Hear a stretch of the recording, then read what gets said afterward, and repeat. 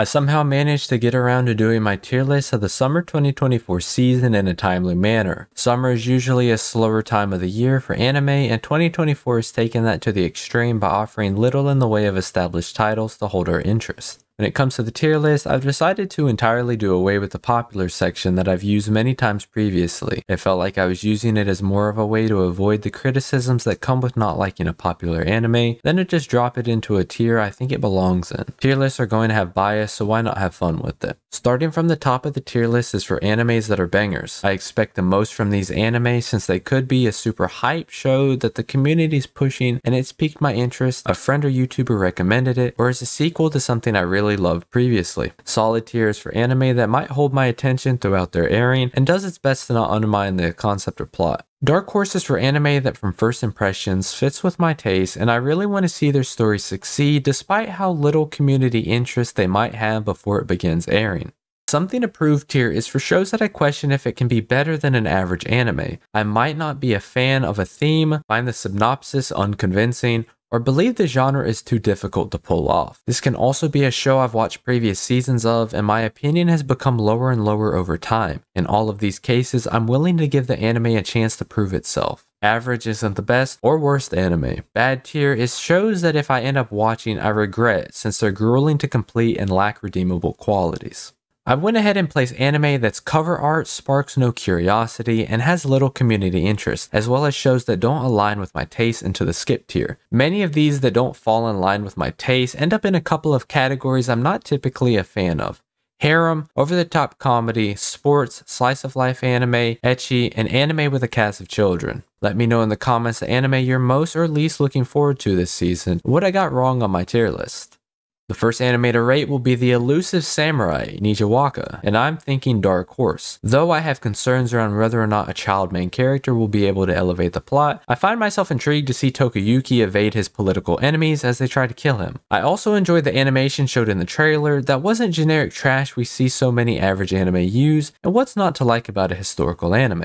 The rookie middle-aged adventurer was trained to death by the most powerful party to become invincible is a long title and doesn't have anything eye-catching that convince you it can be anything other than a bad anime with generic fantasy tropes. I'll be placing this in a bad. Quality assurance in another world is something I'm a bit on the fence about, so I'll place it into something approved. I don't really like the art style, but I find the premise of debugging a video game you're trapped in interesting enough to want to give it a chance. The strongest magician in the Demon Lord's army was a human. It's going to be a bad anime. Just off my first impressions alone, everything points to a show that tries to put the best parts of other fantasy anime together to create the most bland experience possible. Suicide Squad Isekai is a bizarre merging of Western and Eastern storytelling that we've known for a while was in the works, but I legitimately thought it was just a meme. I have nothing fond to say of the Suicide Squad IP, it just seemed like a soulless action binge, though the anime will need to prove otherwise. The best outcome from this is increasing Western interest in anime or increasing Eastern interest in DC Comics IPs, I guess.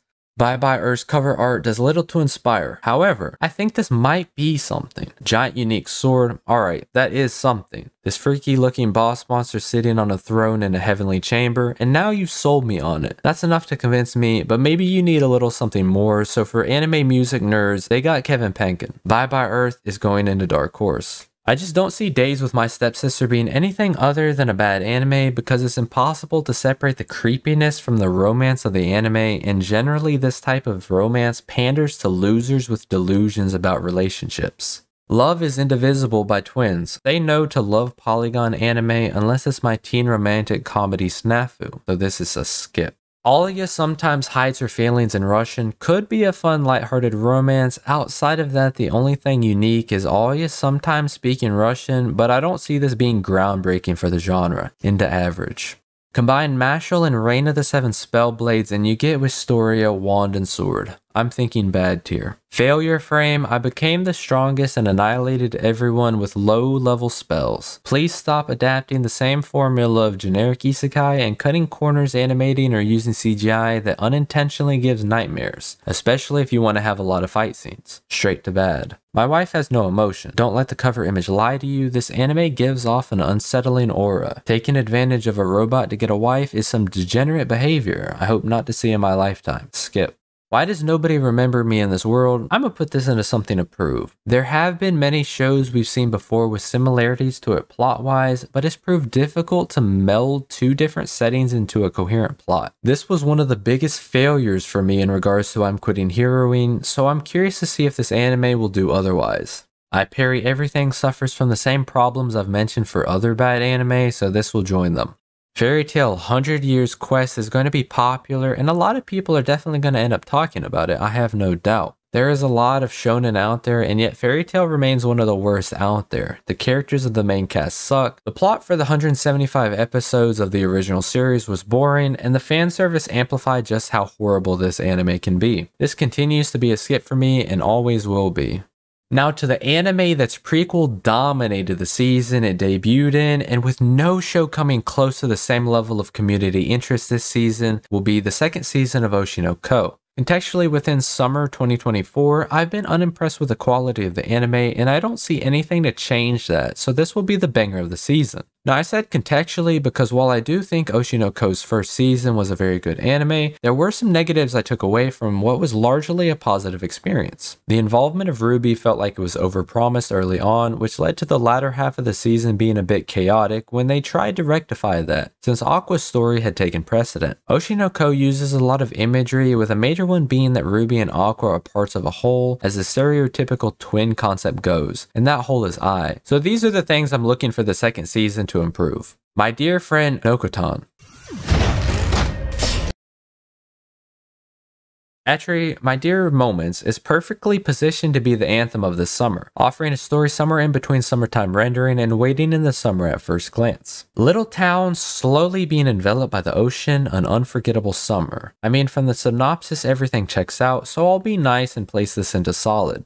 Next is No Longer Allowed in Another World, and it's got my attention. The synopsis starts off by saying another world with cute girls by your side and video game-like powers had me hesitant, but the rest is good. For real, why does every MC have to have some sort of lofty goal? Why can't their goal just be to take their own life? Now, history lesson, since at first I thought the name of our main character was an on-the-nose reference to Dazai from Bunko's Stray Dogs. However, in standard Japanese fashion, a popular Japanese historical figure becomes an anime staple. Dazai Osamu was an author that wrote the classical works The Setting Sun and No Longer Human, with the latter being part of one of the synonymous names for the anime. And in the personal life of the author, he tried to take his life 4 times, with the 5th one being successful. I think this is going to be a dark horse. Due to the way mysteries are structured, you don't typically end up with a just average one. They're either solid or bad. In Shoshimin, How to Become Ordinary's case, I'll apply this same reasoning and place it into something to prove. Nothing is too impressive about the synopsis, cover art, or trailer, but I don't want it to expose too much of the plot anyways. Most of the interest in this is due to the mangaka being the same one that wrote Hoyoka. We'll just have to wait and see what's in store. Now we're at Our Last Crusade, or The Rise of a New World Season 2, and I think it's pretty undeserving of the popularity it has.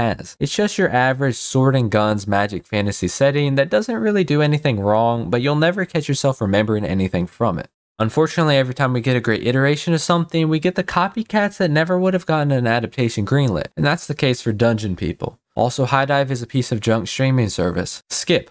Tower of God Season 2 has something to prove after the abysmal first season. There were so many cool and interesting things this anime had going for it, and impressively messed up on every single one. I want to see Tower of God succeed, and I know it can based on how beloved the manhwa is. I just don't know if a studio I've never seen a single anime from can pull it off. NieR Automata version 1.1a Part 2. Nothing bad to say about it. Looks great, follows the story from the game. I just think it doesn't manage to evoke the same emotional response the video game did when it came to the evolution of machines and androids into independent beings with their own conscience. Dahlia in Bloom is if you took Chisei from Ancient Magus Bride, combined her with the plot of Arte, and made it into an isekai. Bad.